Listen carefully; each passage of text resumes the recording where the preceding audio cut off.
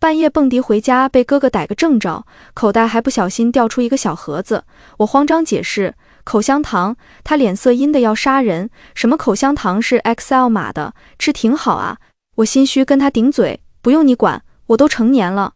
后来他沉着脸将我抵在身下，目光危险，成年了是吧？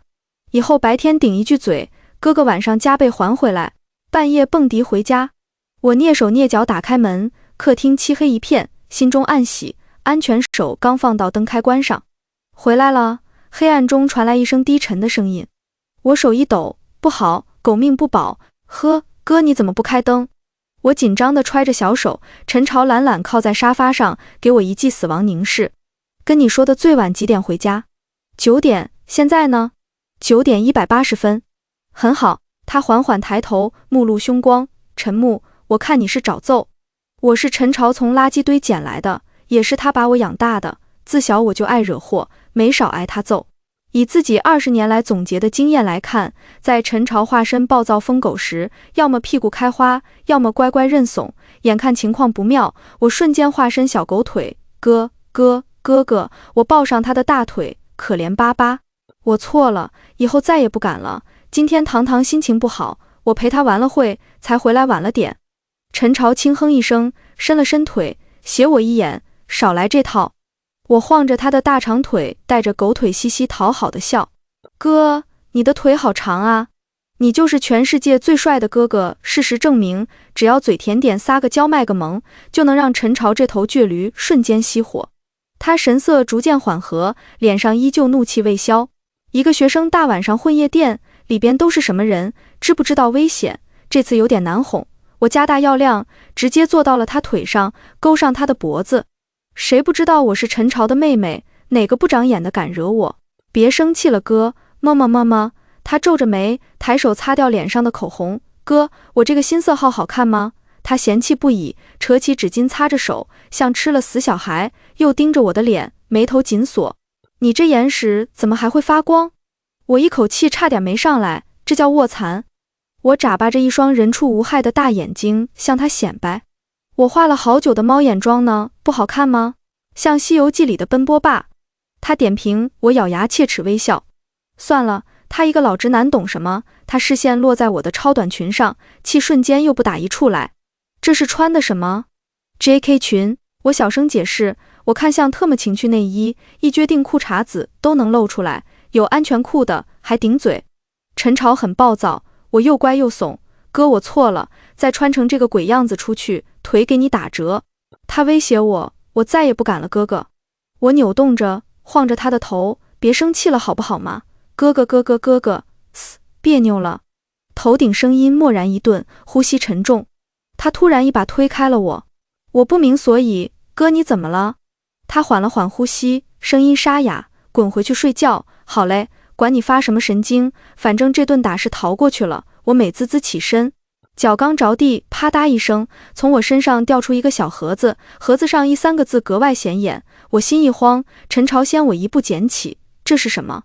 他盯着我，目光危险至极。我慌张一把夺过，假装淡定解释，口香糖。他呵呵冷笑一声，超薄的口香糖，还是 XL 码的。他脸阴的想要杀人，吃挺好啊。我腿有点软，哥你听我狡辩。不是，你听我解释。后颈被他宽大的手掌扼住，他微微用力，迫使与他对视。陈木，我送你上学是学知识的，不是让你学着乱搞的。什么乱搞？他说我乱搞。他手劲很大，整个人还被他掐得生疼。你松开我。我恼羞成怒，我都成年了，你凭什么总是管着我？人家别人毕业就要结婚了，我连个恋爱都不能谈，凭什么？陈朝怒火中烧，仿佛要将我烧死。凭你是老子养大的，你养大我就可以随意侮辱我吗？我越想越委屈，撇嘴，我哪有乱搞？他垂下眼看着我，那这个东西是要跟谁用的？我低着头小声回。陈朝一下子就愣住了，我方反应过来自己表达有点问题，姐啊，不是，是给你用，东西是闺蜜沈棠给我的。沈棠她爹是个赌鬼，欠了20万拿他抵债给了金圈大佬迟燕。他说最近迟燕泰迪精附身，他腰快废了，为了不熬夜，偷偷把作案工具丢掉，用他的话说就是没有哪个金主会让金丝雀怀上孩子的，但是那玩意不便宜，我俩都是过惯了穷日子的人，见不得浪费，于是他就塞我口袋了。给咱哥用，绝对合适。今晚玩得太嗨，我给忘了这茬了。事情就是这样，我坦白从宽。陈朝拿着那个小盒子，竟勾着抹意味分明的笑。XL 怎么就合适？整个人笼罩在他的审视范围，我脸有点热，青春期没胖过，身高175飞，鼻子高挺，喉结明显，手指长，身材劲瘦但有肌肉，就是特征都符合。我小声解释，符合什么？他不解，就是说明大。我硬着头皮回他，谁说的？网上说的，并且沈棠有经验，他说很准。陈木木，你一天天上网看些什么乱七八糟的？陈朝拧着眉，我嘿嘿陪笑，所以哥，准吗？陈朝目光一沉，反问我，怎么，要不你自己来亮亮，真的吗？我嘿嘿两声，他冷哼一声，瞬间变脸，真的，你过来看我不给你狗腿打断的，反了你了，哪天扫黄的给你逮走，我可不去捞你，老子丢不起那人，撤，狗命要紧。早八，学校教室一片窃窃私语，哎，听说了吗？外语系有个女生借网贷还不上跳楼了，就砸在3号楼底下那个花坛里，听说人当场就死了。我怼了怼趴在一旁的沈棠，学校又有新闻了？他哈欠连连，不清楚啊，咱学校哪年都得出点新闻。我瞅着他两眼乌黑困成狗的样子，不是吧，姐妹又整了一宿。沈棠又打了个哈欠，气得牙根痒痒，迟燕这个狗东西简直不是人。我无情提醒他，是谁说自己没吃过这么好的，要把它当成免费的极品鸭的？我年少轻狂了姐妹，狗男人看着清冷禁欲，脱了裤子简直不是人，跟几辈子没见过女人的老光棍一样。沈棠不停吐槽，折腾到凌晨3点还要赶早八的课，这是什么人间疾苦？关键这狗东西是分币不掏啊，老娘参加个局还得踩共享单车去。还是咱哥好，我想给陈木木当嫂子。我震惊，他眼是什么时候瞎的？陈朝好个屁，你不知道我每次要钱有多卑微，就差给他跪下喊爸爸了，还动不动就要打断我的狗腿，我长这么大容易吗？我一句句控诉着陈朝，那不就是吓唬你？我可听我那赌鬼爹说过陈朝的手段有多狠，除了你这个宝贝妹妹，谁能让他费这么多心？这话倒不假，从小到大，陈朝又当爹又当妈，真是操碎了心磨破了嘴。陈朝无父无母，从小跟着奶奶生活。他6岁的时候从垃圾堆捡回了嗷嗷哭的我，那时候穷买不起奶粉，村里有不少喂羊的，陈朝便挨家挨户去讨羊奶，就这样，我靠喝羊奶捡回一条命。我学说话晚，快2岁了，终于喊了声哥哥。奶奶身体不好，自我记事起，陈朝就像个大人一样，当然脾气比大人还凶。我从小爱惹祸，又爱当陈朝的跟屁虫，他看不惯我，又甩不掉我。他15岁的时候，奶奶去世，我们2个人相依为命长大，2个孤苦无依的小孩，在学校自然是被欺凌的对象。可陈朝是个打架不要命的主，没人敢惹，大学没毕业就去混黑道，人们都说他这种小混混早晚混进监狱。多年过去，他混成了黑道老大。刚开始学校还有男生追我，可陈朝不让我谈恋爱，我气不过跟他顶嘴，他扬言要打断我的腿，还要打断那个不长眼的男生的腿，让我俩坐着轮椅去谈恋爱。他经常来学校接送我，看我身边男生的眼神都带着刀子，全校都知道了我是黑道老大陈朝他妹，谁活腻了敢惹他这个活阎王啊？所以我到现在男人的手都没牵过，除了陈朝，当然我不好受，他也别想好过。陈朝虽然脾气像个疯狗，但人确实人模狗样的，总有那恋爱脑的去贴他。我苦口婆心劝退了一个又一个，姐姐，我哥睡觉磨牙打呼还放屁，抠门家暴还肾虚，珍爱生命，远离陈朝。我不谈，你也别想谈，反正他比我老，看谁熬得过谁。哎，你一说我想起来了，我昨天偷听迟燕跟你哥打电话，说什么这是别让你知道到底什么事。你哥谈恋爱了。沈棠突然想起什么，他敢，陈朝敢背着我谈恋爱。我一拍桌子，磨刀霍霍向猪羊。晚上回家，陈朝靠在沙发上看球赛，我站在他面前叉着腰，他不耐烦挥挥手，边去。我气呼呼盯着他，你是不是谈恋爱了？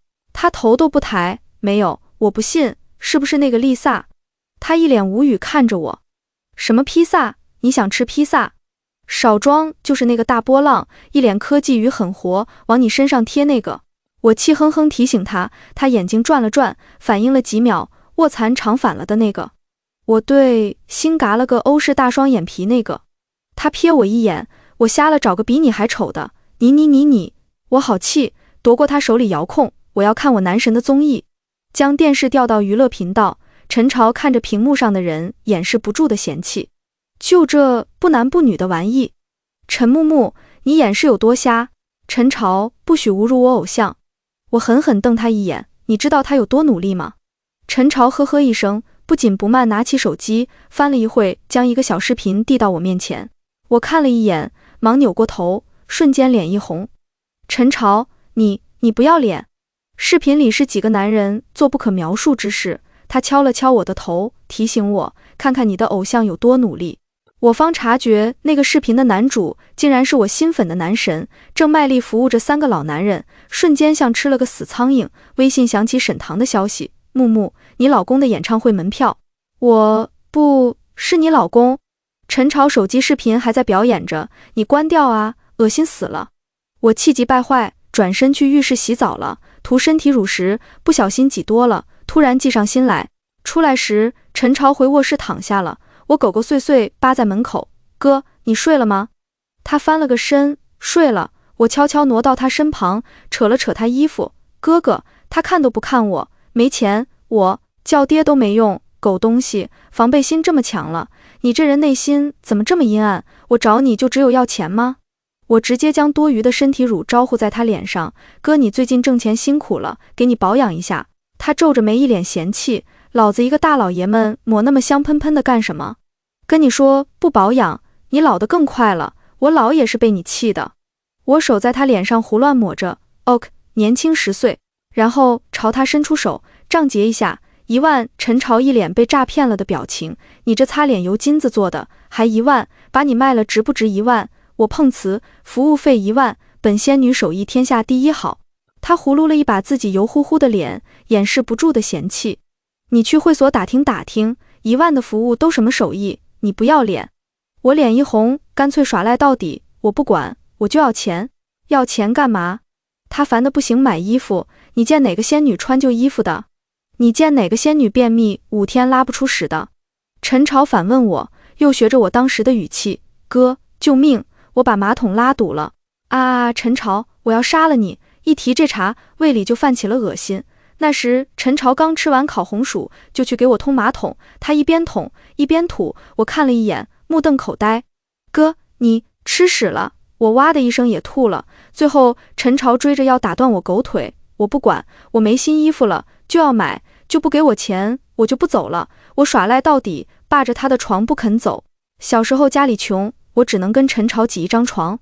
我睡觉不老实，还总习惯一条腿搭他身上睡，他嫌弃的不行。后来他挣钱买了大房子，终于给我撵走了。眼下我就要赖在他床上，逼他花钱买清净，快点，要不你今晚你就这么睡吧。我威胁他，像个大肉虫一样雇佣着，试图给他挤下去，奈何这狗东西看着不胖，怎么那么沉？我将他挤到床边，岿然不动。行。他蓦然低笑一声，竟然从背后抱住了我的腰。我们很多年没有睡在一起过了，他的手臂很硬，我身体顿时一僵。你干嘛？我怕自己掉地上去。他呼吸很热，尤其此刻洒在耳后，痒痒的，我感觉自己耳朵好像烧起来了。有本事爬男人床，脸红什么？他笑着嘲讽我，谁脸红了？认个怂就滚回去睡觉。漫画未完，精彩继续，即刻跳转推文，抢先看完完整结局。他提醒我，我就不，才不要认怂，谁怕谁。我视死如归，眼一闭，睡就睡，看谁先受不了的。陈朝低低笑了声，他炽热的呼吸洒在耳后，空气安静的能听到他的心跳。时间过得好慢，几分钟后，我偷偷看了他一眼。陈朝一头利落的寸头，眉眼深邃，鼻子很挺，整个人还带着几分野气，长得倒还行。我耳根热，身上也热，身上又像长了草一样，想动弹又不想认输，犹豫几秒，我小声开口，哥，你睡着了吗？腰间的手臂紧了紧，你说呢？他睡没睡着我不知道，但是某处好像醒了。网上的那个标准好像挺准的，我顿时僵得像块木头，一动不敢动。你的床好硬，我要回去睡。我磕磕巴巴转移话题，每次管你要钱都抠抠搜搜的，你挣那么多钱留给谁？当然是留给老婆花。他声音勾着笑，也是，他的所有钱以后都是要给老婆孩子的，哪怕我们感情再好，也终究是兄妹。我鼻子一酸，恼羞成怒，气急败坏要推开他。你找老婆去吧，以后少管我，谁这么眼瞎会跟你在一起？他低低笑了声，手臂一个用力就将我转了过来。他勾着笑看着我的脸，自言自语道，也是，不仅瞎胸又小，脾气又差，还不听话。反应过来，我瞬间炸毛，陈朝，你又阴阳我。整个人忽然被他抵在身下，目光幽深不明。陈木木，你是不是傻？他垂着眼，直直看着我，眼睛里少有的温柔。我突然有些慌了。他低下头，两个人离得很近，双唇几乎要贴上，我心跳越来越快。他抬手将我脸侧的碎发拨到耳后，声音低哑，木木哥哥永远不会离开你的。他突如其来的正经让我有些不知所措，脸红结巴，甚至还有一些莫名的窃喜。陈朝，你现在为了不给我钱，都开始装深情了。他勾着唇角，捏了捏我脸颊的肉，哪次没给你？有没有良心？他拿起手机转账，收钱，目光落在我身上衣服上，一顿去换件睡衣。我就穿这个。我身上套的是他的 T 恤，他长得高，衣服长，到我身上就是短款睡裙。我一个人总是睡不踏实，穿着他的衣服才有安全感。所以一直到现在，养成了拿他 T 恤当睡衣的习惯。老子统共几件衣服，都让你霍了。那你再给我转点钱，我给你买几件。我给你一脚，陈木木，我看你是不知道什么叫危险是吧？他眼睛微微眯起，泛着危险的光，略钱到手。美滋滋扭脸就撤，躺在自己床上翻来覆去睡不着。我选择骚扰沈棠。棠，你说我哥是不是喜欢我？他那头声音懒懒的，还有点哑。怎么，咱哥终于憋不住了？我就说那个东西咱哥指定能用上，浪费不了。你俩一个妹控男，一个哥宝女，多么甜的养成系伪骨科文学啊！我磕死，此快，大度特度。我小脸一红，电话那头声音突然断断续续地。迟燕你个混蛋，你出去，我要累死了。这什么虎狼之词？电话突然被挂断，死丫头吃这么好，就会缠我。当夜我做了个很长的梦，梦到自己回到了小时候，8岁的时候，学校小太妹看我没爹没妈欺负我，我哭着回家告诉陈朝，他反而给我一顿胖揍。他说他陈朝的妹妹不能当怂蛋，让我揍回去，揍不赢不让我吃饭。10岁的时候，我想吃那种芭比粉奶油小蛋糕，陈朝去工地扛了2车水泥，挣了50块钱，全给我买了奶油蛋糕。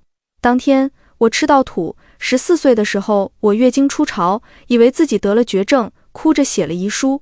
陈朝一边骂我智障，一边查着卫生巾的种类及使用方法，又在狭窄的小屋里又放了一张小床，2张床之间拉了道帘子。18岁的时候，有人背后蛐蛐我说陈木这样家庭的人缺失很多东西，性格肯定有问题。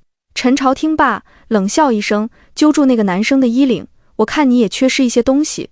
于是给了那人一顿刻骨铭心的揍，这下圆满了。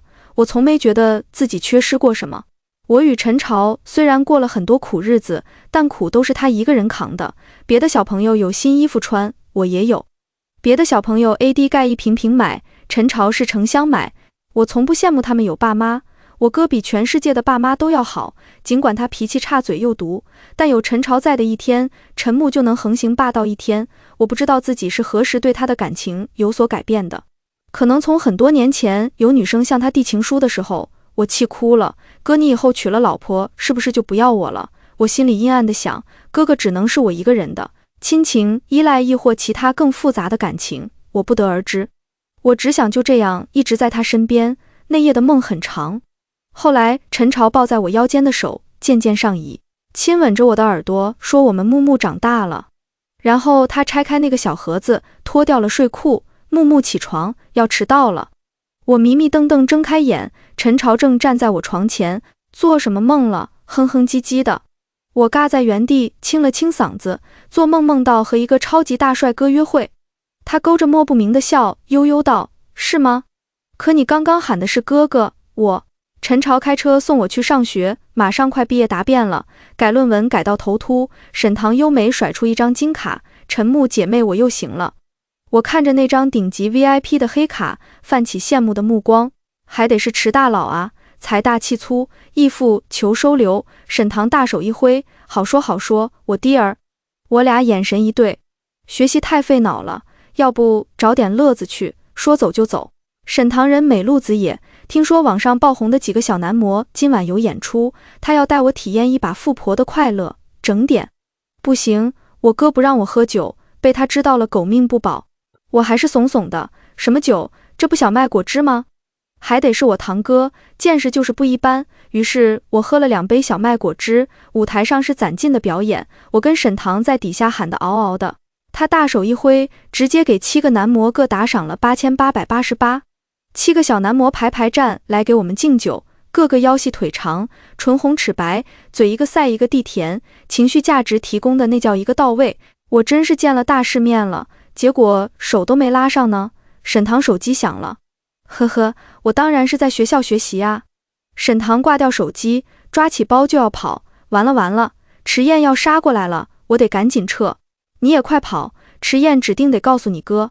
我一慌也赶紧开溜，还没出门口就撞到一个人，我抬头瞬间见了鬼，陈朝怎么来了？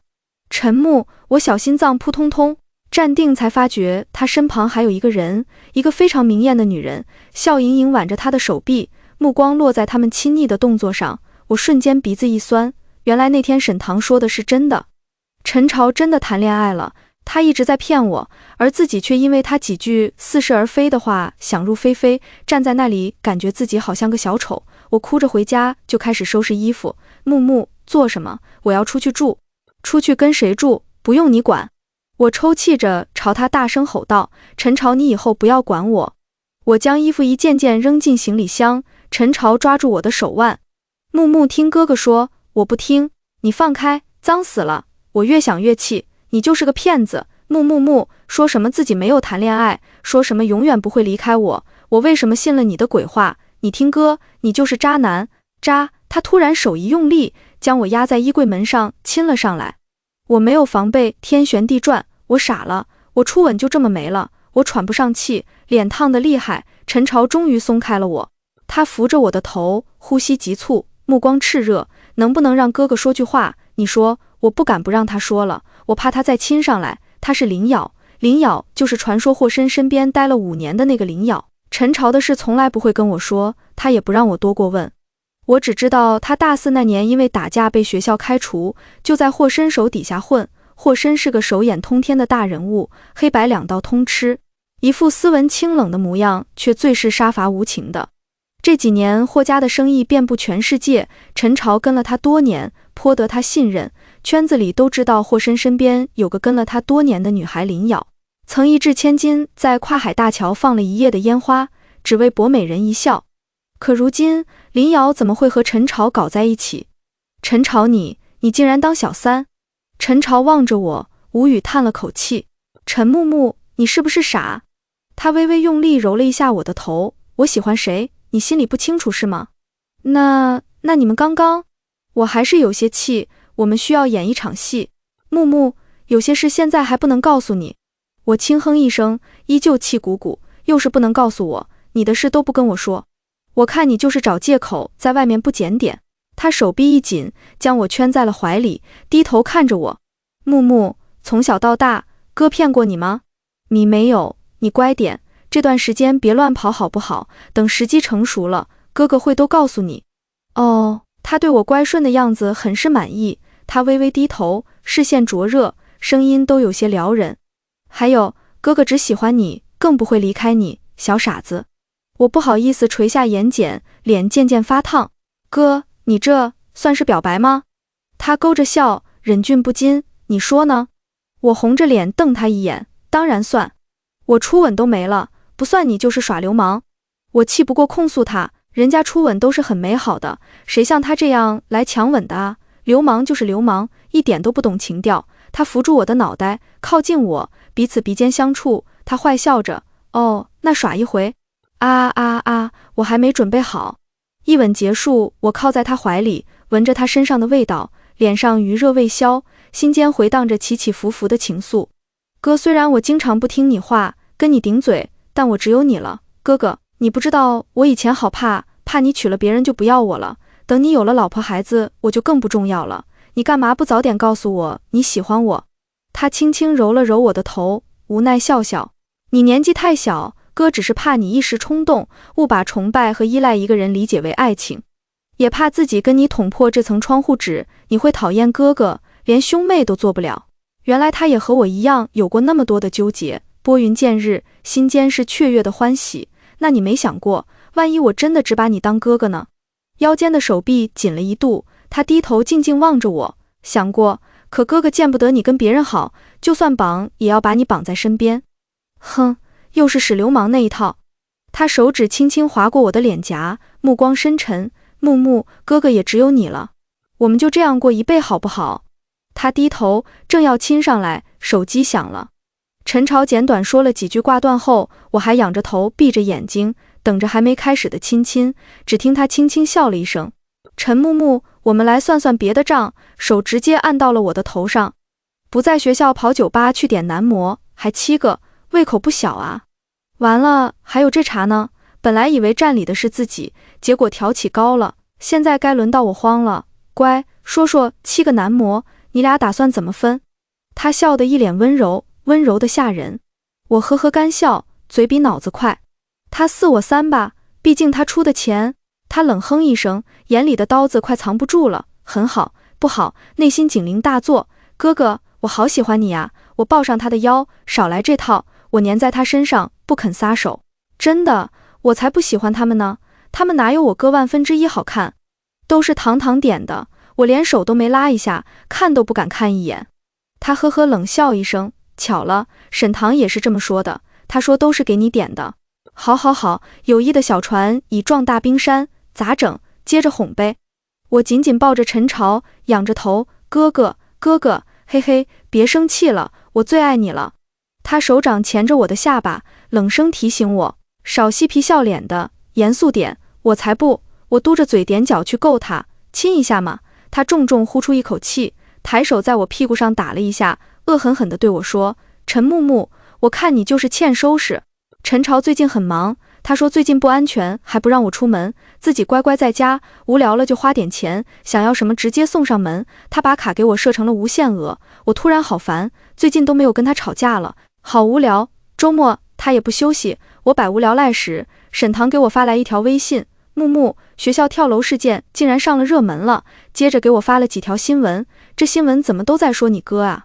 我点进去，发觉现在网上都在议论，那个女生是被陈朝手下的人逼死的，一时激起千层浪，跳楼事件发酵得越来越大，关于陈朝的言论铺天盖地而来。网友说他是黑道头子，黄赌毒，无恶不作，甚至有条新闻报道以陈朝为首的黑道团伙已被警方逮捕。我心瞬间慌得难受，给陈朝打了几个电话，始终无人接听，心里隐隐担心，又开始胡思乱想，坐卧难安，实在坐不住了，我准备去找他。陈朝人虽狠，但我始终不相信哥哥是那种无恶不作的人。我急匆匆出门打了辆车，手机不停给他打着电话，直到刹车声响起。我余光扫过车窗外时，方发觉司机走的路有问题，在我还没反应过来时，口鼻被捂上，很快便没了意识。睁开眼时，头顶响起一声温和的笑，小妹妹，还记得我吗？我浑身瘫软，努力抬起头，竟然是霍申，男人一身纯黑西装，金丝眼镜下透过冰冷的光。别怕，你哥哥马上就来接你。我环顾了下四周，瞬间恐惧蔓延至全身，瘫坐在地上还有一个人，正是林瑶。密闭的房间里还站着3个男人，我浑身使不上力，身体又说不上来的难受。我从没经历过这种场面，整个人吓得不轻。霍申招了招手示意，告诉陈朝他只能带走一个。陈朝冲进来时，眼睛都是红的，胸膛急剧起伏着，我再也忍不住，哭着朝他喊了声哥。陈朝深呼一口气，咬了咬牙，扯起笑，申哥，我来接我妹妹回家。霍申默然一笑，起身死死掐住了林咬的下巴。咬咬，看到了吗？这就是你喜欢的人。林咬死死咬着嘴唇，默不作声。陈朝抱起我，我闻到熟悉的气息，终于松了一口气，可身体却越来越难受。一路飞驰到家，他一言不发，脸上的表情阴沉的吓人。他将我放在床上，我抓着他的衣角不肯撒手。哥，我难受。他沉着脸，快速解开了领带，脱掉衬衫，转头去了卫生间。我一个人难耐到在床上打滚。没多久，他回来了，浑身湿漉漉的，滴着冰凉的水珠。哥，我哑着嗓子喊他。他站在床前，居高临下看着我。木木，哥哥有没有告诉你，乖乖待在家里别出门，为什么不听话？子哥，我错了。我强忍着难耐。错了然后呢？下次还犯是吧？他抬手扼住了我的下巴，目光带着寒意，语气里是压抑不住的怒气。陈木，我是不是太惯着你了？如果今天我没出现，知道会发生什么吗？那3个人会将你糟蹋了，拍下视频传到网上，哥哥会把伤害你的人千刀万剐。我意识早已越来越混乱，一秒都忍不了了。呜呜，我难受，你能不能先别说了？他死死盯着我，呼吸起伏。你不行就叫别人来。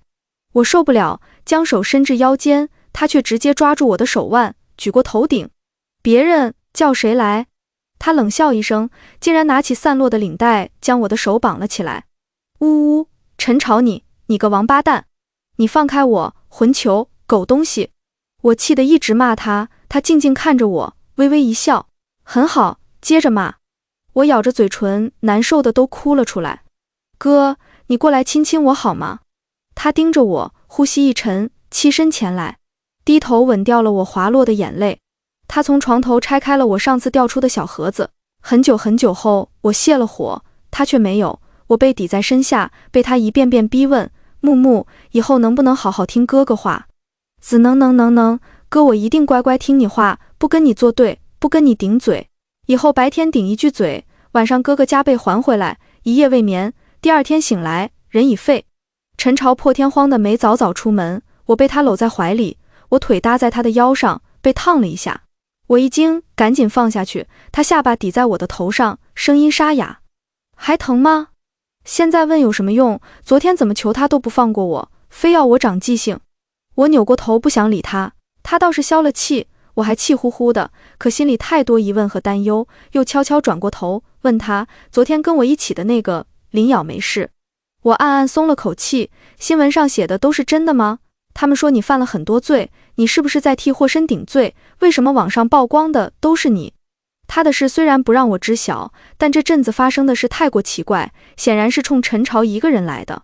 哥，你不会真的要去坐牢吧？我隐隐担心，闷声问他，哥要真去坐牢了你怎么办？哼，我最多等你3年，不出来我就去找个年轻的，温柔的。我紧紧抱着他，听着他的心跳。哥，你不会有事的对吧？陈朝一下下抚着我的头。木木哥最近会比较忙，顾不上你，你不是一直想出去玩吗？学校那边帮你请好了假，哥帮你订好了机票，你去玩几天，一个人无聊的话让沈棠陪着你去。我不去，我再也忍不住打断他，哥我哪也不去，我就在家等你，我会听话，不出去乱跑，谁来我也不会开门，你别让我一个人走好不好？陈朝最近日日早出晚归，我一人守着空荡荡的房间，心底是漫无边际的忧心，又恨自己没用，什么忙都帮不上。他回来的很晚，我等了很久，不知何时睡着的，恍恍惚惚半睡半醒间，见他坐在床前，正在翻相册，相册里一张张都是我的照片。他低着头，灯光下脸好像瘦了，这几天头发长了，脸上也冒出了一层青色的胡茬。我摸着有些扎手，哥胡子都不刮，你都要变丑了。我丑，他直接按着我的头凑过来亲我。你胡子扎我脸了，喜哼，丑死了。目光落在他手里的相册，又嘚瑟道，不像本仙女，从小美到大。他呵呵一笑，捏了捏我的脸蛋，你见哪个仙女说话牙漏风的？谁牙漏风？你少造谣。他从手机找出一张照片，是我8、9岁的时候。那年奶奶去世不久，陈朝不会给我扎小便，头发乱糟糟的像个炸毛狗，换牙的年纪，一咧嘴笑，还缺颗门牙。啊，这张照片你怎么还留着？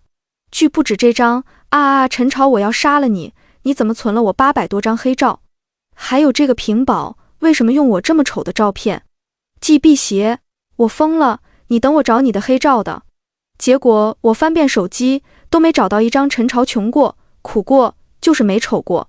万年不变的寸头，颜值却异常抗打。我去抢陈朝的手机，他高高举起，逗狗一样。我气急爬他身上，去毁掉我的黑历史。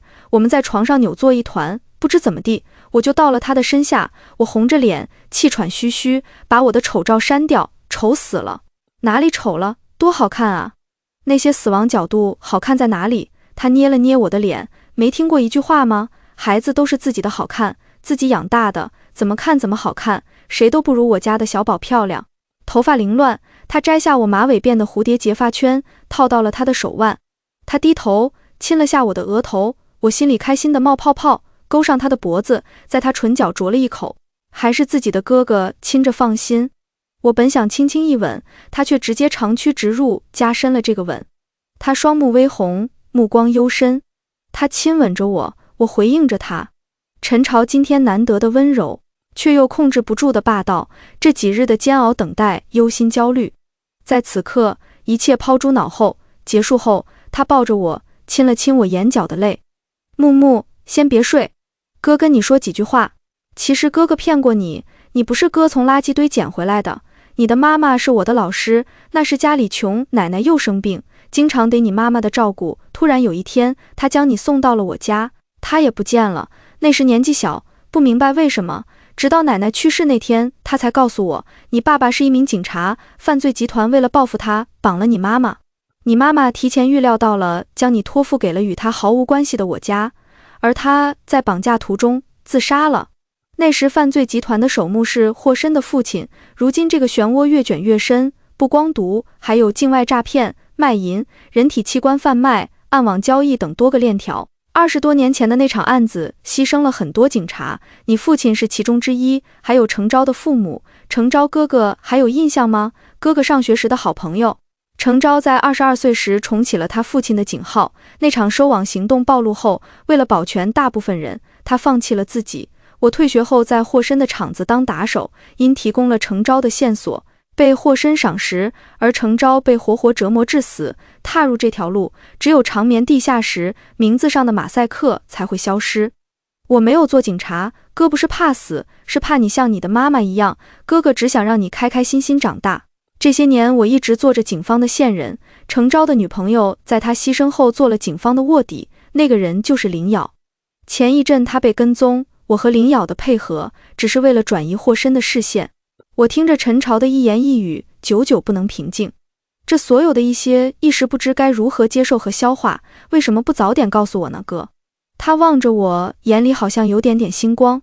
木木哥，不想让你在仇恨中长大，哥只想你活着，简简单单的在阳光下活着。我抱着他，再也控制不住，哭了出来。所以，你现在告诉我这些，是因为这些秘密要结束了吗？你会有危险，对不对？否则你怎么会告诉我这些？他一下下轻轻拍着我的背，像小时候一样安抚着我。木木哥哥的钱都打在了你的卡里，还有几只基金，每年都可以从里面取一部分钱。就算哥哥死了，也不要想着报仇，你给哥哥好好长大。30岁之前找个靠得住的人结婚，得会照顾你的，脾气要好，还得会做饭，你自己长点心，别让男人骗了自己的钱。陈朝，你在说什么？我抽泣着大声质问他。你说过永远不会离开我的。我浑身颤抖，抱着他哭。哥，你不会死的，对不对？你告诉我，你会回来的。他闭了闭眼，眼皮颤了颤，抬手摸了摸我的头。木木，等哥回来，会赢的。总有千万人投身黑暗的烈火，总有千万人做刀尖上的勇者。他说，正义永不会倒下。我被送到了一个安全的边陲城市，同我一起的还有林瑶，她在这里做支教老师。我们住在一处安静的寨子里，风景优美，这里家家户户信佛。林瑶每日都会虔诚地燃3支清香。我问她求什么，她静静望着佛像，眸光平静得如波澜不惊的湖水，求来生。3天后，网上爆出犯罪头目陈朝在警方追捕行动中中枪坠崖身亡。第二日，以霍申为首的全国最大犯罪集团被一网打尽，陈朝呢？陈朝还活着吗？我紧着一颗心，几近崩溃。沈棠第一时间给我打来了电话，木木，你别担心，悬崖下没有尸体，已经在找了，咱哥福大命大，一定还活着。对，他一定还活着，哥哥永远不会离开我的，他说过的，我每日在佛前不停求着平安。